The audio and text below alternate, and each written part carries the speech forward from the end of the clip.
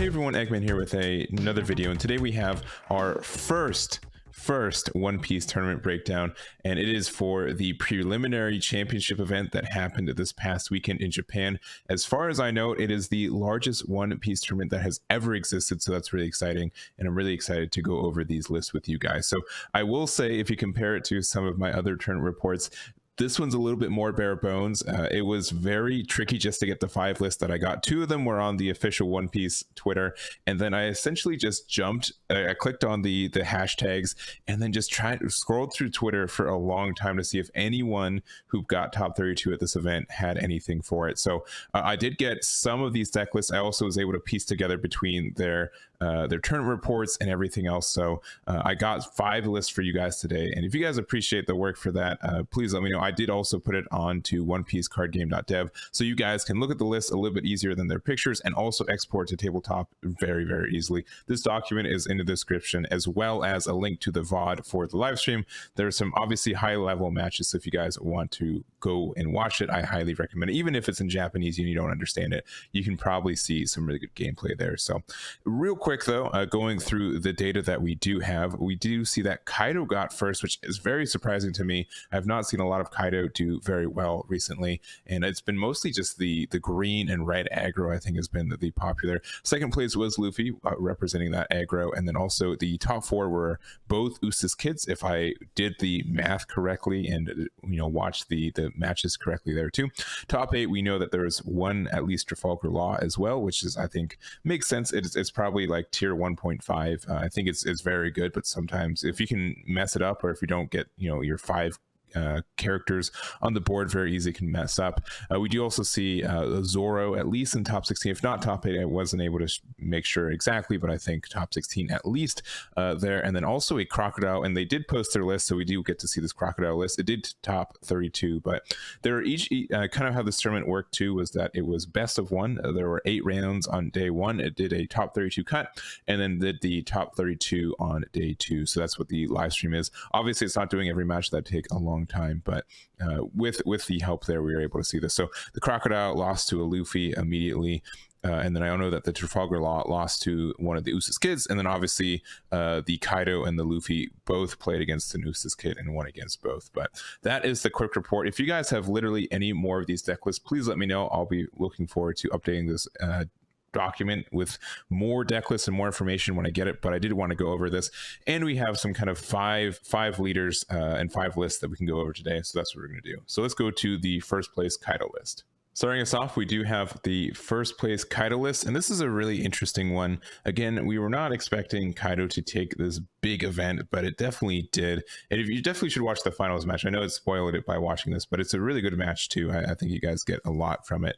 And I know personally I've been doing a lot of testing with like the blue purple Kaido and all that stuff, but in general, just being able to, like, honestly just having a good purple leader that has 5 life to start with is a really big boon in itself. And so obviously the active main Dawn -7 might be, you might never ever use it in a match, but just being able to be like, purple just has so much good support, especially with the new film starter deck. It just has a kind of wider card pool than most other colors besides red, because red did get a bunch of extra cards as well. But going through it, we have a lot of blockers in this list. We do have 4 of the Black Maria from the star deck, as well as the blocker from the set 2. I don't know, like, this is like almost like just immediate power creep. It's a 3k 2 for 1. Obviously the tags are different, so the tags could be something different there too, but it's kind of silly. And then also the Uta as well, which is such a good blocker. Not only can it block an attack, but for Dawn -1, rest of your opponents, one of your opponent's characters with costs of 5 or less, so that's very easy to use. It's able to get rid of some, like, either prevent an attack or make sure your opponent attacks with one of their characters first. That makes a big difference. Obviously the Queen is also very good too. Just that extra cycle helps, especially when you have so many cards that are just potentially dead in your hand. Specifically, we like a lot of these guys just don't have any combos, and whenever I play this list, like, you just sometimes have like 3 of like these Kaidos or Kings in your hand, and you just feel like you can do nothing with them. So that cycle I think is very good too. Also the ulti in this deck is an interesting choice. So just 2 costs, when on play for 1 you get to ramp 1, so it's nice for that early early game ramp, but I've always found it kind of dead in hand late game too. There is no counter cost with this, so that is something you have to be wary for. 8 super counters with the X Drake and the ulti too, which is great on the defense. And then obviously you have to run the Onigashima, and I just don't like this card, and just like it's such a rough card to have to run in your deck, because either you see this on like turn 2 or 3 and then you just ramp every turn and you win the game, or you don't until like turn 9 when you don't have time to play it, and then you have like 2 or 3 stuck in your hand that you really can't do anything, which is kind of stinky. But if you're able to get this on curve, you like halfway have won the game already. Just being able to get that extra Dawn every turn is such a huge boon in a deck like this, and that's very good. We're running 3 of the Kaido from the start just for some destruction, also on play with Rush, and then also the 12k Kaido, 10 cost, Dawn -6, and if you do that, then you're able to just blow up the entire field, which is quite good. So I like this guy in itself. 3 seems very like you're going to see it, and probably you're going to see it too much, but it does have some good effects. Also, one of the king from the set as well, so just on play Dawn -2, KO one of your opponent's character that costs 3 or less and one with 2 or less, which I think is really good if you're playing against something like Trafalgar Law. Being able to pop their dudes is very good and very cost effective. And I think Luffy, you get a lot of pops with this guy too, which is nice. The kind of interesting card is this big old vanilla for 6, but whenever I play this, when I play this deck and tested it myself, sometimes just having a big dude out that's really hard to remove is fantastic, especially with your leader ability too. You have to kind of do this almost preemptively. You can't win the game with this effect, right? So you have to do the Dawn -7, and then you have to do like usually one more big swing to kind of finish the game. And so having like this big 8k vanilla that you can set up the turn beforehand and then do the -7, and then you can, you know, whatever like 1 or 2 Dawn you have left, you can put onto it, and it's a 10k. That's actually pretty impactful and can kind of end it too. So my understanding and how I play this deck too is that you just try to chip away a little bit damage. You know, drop one of your big boy Kaidos to control the board and start doing some damage, and then you're able to just have like 10k or 12k after you use your Dawn -7 to crit a life, and then you just kind of go in from there. So really like the deck. I think it was well piloted, and really cool to see that it got first place at the largest event that's happened so far. So next up, we do have the second place Luffy as well. And it's funny, like all of these decks except for the Trafalgar Law are star deck leaders, which I think is really interesting to see that even with a whole set of new cards, these leaders are just very strong at what they do. But Luffy, I think, was probably the weakest starter deck from just the cards inside it, but there's so many good cards that red gets and red can use, and this leader is such a good one for it. So we do have the Otama and the Tony Chopper, the Nami. This Nami is probably the best 1-drop in the game, if not one of the best cards in the game too. Just being able to play it for 1, it's a 2k as well. I don't know why it's a 2k, it should be a 1k. It's a 2k, and then you're able to look at top 5 for literally any Straw Hat card, which can include your jet pistol, which you could use, or just any of your cards to kind of help you get what you need, which I think is really nice. Obviously a lot of blockers, and a lot of these decks are running as many blockers as they feel comfortable with. So Tony, which is a searchable blocker with both Nami and the In 2 Years, as well as the Bartholomew, which is not searchable but is a 2k 2-drop blocker with a counter +1, which is nice. Sanji is a good +2 counter, which honestly this guy is pretty good to just drop on the board sometimes. It can just be a 7k for taking your own critting a life, which is fine, and it's very strong. The Luffy promo too, just Dawn ×2, your turn, this gains +2k power, so you play it on turn 3, and then if you give it to Dawn, it becomes a 7k because of the effect, and then also the 2 Dawns itself. Nico Robin is also quite a bully of a card if you play this on curve. It pretty much lets you just pop anything, including like a bunch of these tiny blockers that everyone's playing, and just for free, just for swinging in anyway. So it's a very nice card, and you can really combo it with the Trafalgar Law from the other promo set. So since this gives something -2k power during the turn, if they have like a 5k blocker such as like an Uta, or like pretty much like an Uta, if they have that sitting on the other side of the board, you can play the Trafalgar Law, make it a 3k, and then you can swing with Nico Robin. You get to pop it before it procs its block, and you go from there. But Trafalgar Law is also like really good against something like the big 8-drop Eustass Kid, which is an 8k, but you can use it to make it a 6k, which means you can swing over it, or you can use like Jet Pistol to pop it too. So I think this is a really flexible card, and for it's still just a counter +1, so it's never ever dead in your hand. I think it's a good pick. So I don't think they will ever make a bad Trafalgar Law card. Any of the Law cards are just inherently not a bad card, which is really, really interesting. Zoro, a 3-drop with Rush is just crazy good. Play it. Luffy, also a 5-drop with Rush inherently, and then the Dawn ×2 on this is very impactful, especially for ending the game. Usually your opponent's going to set up a bunch of blockers to prevent you from swinging in, and then this Luffy just comes in and says, nah, I'm actually like a 9k and you have to combo out of it or counter out of it, or I just win the game. So, and in general, we're not seeing a lot of players playing a lot of event cards either, especially like the event plus ones. So it's actually kind of difficult to counter out of something as big as a Luffy with two or three Dawn underneath it. So there's also 4 Shanks, which I think is just like a quite the call. It is quite dead in hand most of the time, and if you don't see it at the right time, or if you see like too many of them in the right time, you're just going to be doing nothing. But it is such a good win condition. You just drop it on turn 9. You swing as a 10k or 11k if you put a Luffy Dawn underneath it, and then you just swing in. If there's no blockers, it's like a little bit worse version of the Star Deck Luffy, because this one just says no blockers. This is only a blocker with 2k power or less, but that is impactful. Especially, I mean, this is something you can also combo with Trafalgar Law on like the second turn. So you play this turn 1, and they set up another like Uta blocker, right? Then you can it's 2k block. I don't know. You can just give something like a 1-drop blocker, like a Tony Chopper, make it -1k, and then or like a 3k blocker. Geez, I'm not like, so okay, specifically this dude, we found the card, but I don't know. Shanks is good, but 4 is crazy, but it is. And then Jet Pistol is good, especially like if you have any cards with really good triggers. You definitely want to try to put 1 or 2 in like anything with a 5 life, just because you have a higher chance of seeing it in that life and triggering it at the right time, and this Luffy is one of those. So anyways, I think this is a cool list. I think Luffy is very strong right now, and it's cool to like it's really cool to see the leader be good after it not being good with the Star Deck, but just all the support it gets is very good. So next up, we do have the Eustass Kid. So this one took 4th. 2 of them took 4th. I don't have the other one, so we're going to go over this one. And this one's really interesting because there are literally no event cards in this. It is strictly all characters, which I think is really neat, and there's some kind of interesting choices for it. So obviously we're playing the good 1-drops, the Kozuki, Julie Bonnie, and the Beige blocker.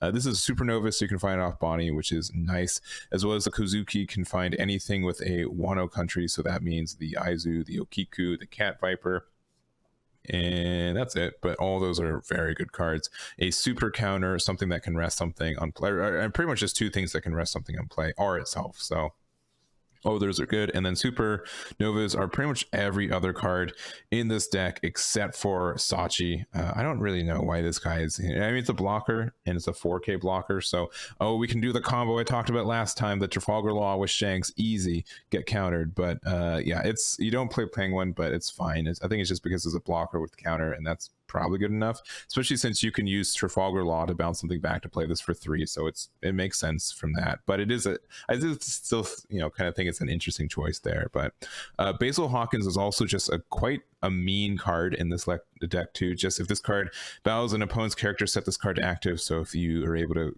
rest something with like an Aizu or a Cat Viper and go from there. And Okiku is the same thing, being able to just rest one of your opponent's characters at 5 cost or less. So if you have this RA out and then you play Basil Hawkins the next turn, then you can rest something, have Basil Hawkins swing into it, re-stand, and then get another swing.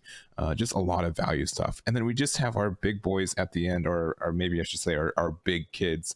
The 7-drop and the 8-drop. 7-drop is just once you establish it, it's just an 8k swing every turn that turns into a blocker, which is nice. And then also talking about these 8k swings, we do have the Eustass Captain Kid as well, which is such a mean card. A lot of decks don't have a really good way to remove it. I think it's something that kind of warps the meta around it. If you're able to establish this, especially with being able to use this effect to play a 3 cost or less from your hand, so you could play a Sachi and then it's a blocker, and if they make something like a 10k to try to get over it, you can just block it and then they have to do another 10k. So Trafalgar Law 5-drop's also broken. Always run this card. It's so good. It's like never dead. It's very, very, very good. So anyways, I think a lot of people thought that Eustass was going to take this tournament, including myself, and it did get 2 spots in the top 4, but it was not in the finals. And I think that just shows the power of both the 2 decks we showed earlier. But this is still a mean character, a mean leader with a mean deck. So there we go. Next up, we do have the top 8 Trafalgar Law, and I really do like Trafalgar Law, and I think it is a little bit messy to consistently get off just because you have to pretty much see all of your characters in the right order to be well. But this one specifically, I think, is very geared for, especially since it's only running 3 events. It's just the jet pistols that were always in Brian's life whenever we played, but I digress. Even with a 4 life, it was always there. I'm going to blame tabletop on that one, but we do have like some of the usual suspects, right? A bunch of good 1-drops, the Tony Chopper, Bees, Julie Bonnie, and the Nami. All these are good just because one, they're blockers, and then the Nami and the Bonnie can both search things. Again, this Nami is super duper good. 2-drop is Killer, which I think I haven't seen a lot of people run, but I think is a good add in this deck. Another blocker will not hurt you at all, and the potential to draw cards when you have 3 or more characters, which is very, very easy in this deck. I don't think it's sacrificing too much. The Sanji that we talked about earlier is a super counter. There's just so many Straw Hat cards that are just happen to be super counters. It's kind of crazy. And then the Izo as well. It's being able to rest something 4 or less on the play is not too bad. It is a super counter as well. Killer for 2. Zoro, Trafalgar Law, which we told you to play, Monkey D. Luffy, Trafalgar Law, and Jet Pistols. So I've been seeing a lot more people playing this 5-drop than I've seen previously. I think it's just because a lot of people have kind of wisened up to say I should probably play a couple of blockers. And so when you're playing in a meta where there's so many blockers, you should just get around it by saying they can't do that anymore. So I think that's very, very strong right now, especially since it's a 5 cost, which means you can bounce it back from your hand and play it if you have your Trafalgar Law effect, and that's very strong there. So last deck we're going to talk about is the top 32 Crocodile. It made it to day 2 and then lost round 1 against an aggro Luffy. I'm not sure exactly which one. It wasn't very clear, but I do think it's cool that Crocodile did make a top 32 spot there. And this is a really interesting list in general too, not running a lot of these event cards. And the big thing that Blue I think doesn't have right now is the weakness of it in general is that it's really good at balancing cards back, which is good against something like maybe a Kaido, because you have to spend so much. Like if you drop a king and then you put it back in their hand for, you know, cheap or free, it just means that they have to play it against something, right? But if you're playing against something like Luffy and you have to like bounce back like a Zoro or a Monkey D. Luffy, since they have rush, it's not really that impactful, and then you just kind of fizzle out from there. And even like the Eustass Kid, especially like the leader can just be like, well, if you keep bouncing my cards back, I'm just going to make myself a 10k leader and swing twice instead. Like it's no big deal. So I think that's something that the Crocodile is kind of losing out a little bit on in this. Just bouncing back is really good tempo, but you have to kind of follow it up with it, and that you can't always do that. So, but it is good for disrupting like a Trafalgar Law and not being able to get off on curve as easy. But if something's already doing well and has that tempo on you, it's really kind of hard to disrupt it. But Sentomaru is such a good, this is like Blue's version of the Onigashima, where if you see this on turn 3 on curve, you're feeling, and they don't remove it, you're feeling really good. You just get a bear every turn and you're very happy about it. Otherwise, you just never see it, and then you just have a bad time with it. So same thing with the Caesar Clown. I do like this. You just get to play a card from your deck for free. Your turn, this game's plus 1k for each card in your hand. So if you have 3 cards in your hand, this becomes a 6k because you have to do Dawn times 1 on it. And again, just playing cards from your deck is very, very good because it means that you technically draw one, which is cool and can help you there. But I don't know. I think this is a really interesting list too. And then the top end is that there's 4 Don Quixote do Flamingos. This is such a good card. If it can hit something, like it's the best card for it to hit in the game right now is either like, man, it's hard to bounce things back because like something like Trafalgar Law is like, well, I have so many good on play effects, it doesn't really matter. But like the 7-drop Eustass Kid blocker from the Star deck, if you bounce this back in their hand, they're probably pretty sad about it. But there's also the Draco Mihawk on play, place 1 character with 7 costs or less at the bottom of your owner's deck. This is kind of impactful, being able to do this too. So I do like the idea of him, and then you can have like a 9k swing every turn after that. So, but I don't know. I think this is a cool list. I'm happy got to day 2. I'm going to say super surprised that it got aggroed out by Luffy on the top 32, but there's some cool stuff that this deck can, like, a lot of value if you're able to hit your curve, but it's very, very dependent on seeing the Sentomaru at the right time, or even just like a Caesar Clown at the right time too. So I do like the Jimby ad. This is a weird one, but just on place one character with cost of 3 or less the bomber owner's deck. This is like really good removal, so I think this is kind of needed again for something like Trafalgar Law. If they have a Zoro out, this is like 100 times better, and it's on play with a trigger. So if you're able to trigger this on a Zoro swing, you can bottom deck it, and then you get one less card on their board for, you know, disruption there, which is kind of cool. It is kind of expensive as a 4K, and it's only a 2K on the board, but I digress there. That's really it. Those are the list for you guys, and that is this video here. So if you guys enjoyed this video, again, if you made it this far, please hit that like and subscribe button. I'd really appreciate it. If you guys have any list for me to add to the document, please let me know. I will try my best to update it if I get more info. It is very scarce, and then the info that does exist is in a different language, so it's going to be hard for me to get it. But if it's there, I will definitely put it on there. But again, thank you guys so much for watching. I'm really excited for some more One Piece in the future, and I'll catch you all next time. Damn it.